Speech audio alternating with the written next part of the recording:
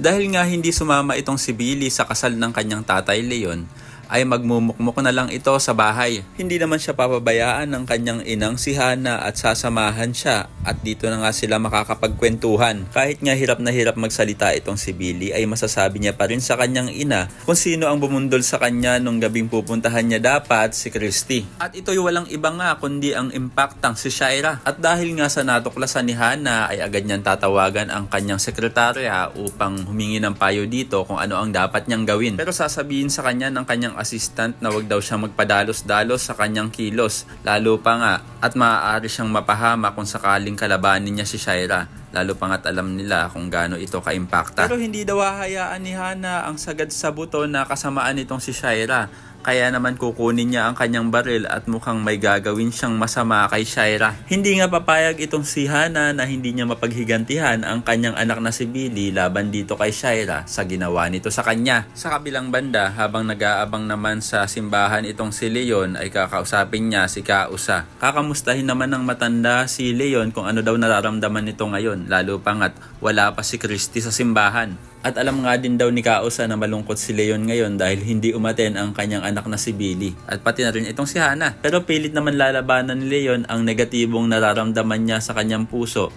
At optimistic pa rin siya na pakakasalan talaga siya ni Christy. Samantala, sa wakas ay gagawin na rin ni Jordan ang suggestion ng mga netizens na kailangan niyang utuin si Shaira upang tuluyan niyang matakasan ang kanyang demonyita at impaktang asawa at makahabol siya sa kasal nila Leon at Christy.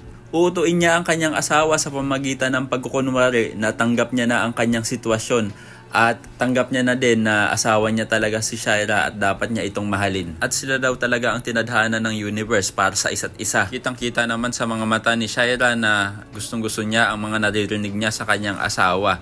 At talaga namang paniwala siya. Ang hindi niya nga alam ay humahanap lang ng tiyempo itong si Jordan upang matakasan siya. Kaya naman para lagi kang updated sa mga kaganapan ng asawa ko ay pakilike na ang video na ito and don't forget to subscribe. Thanks for watching and see you next time. Bye-bye!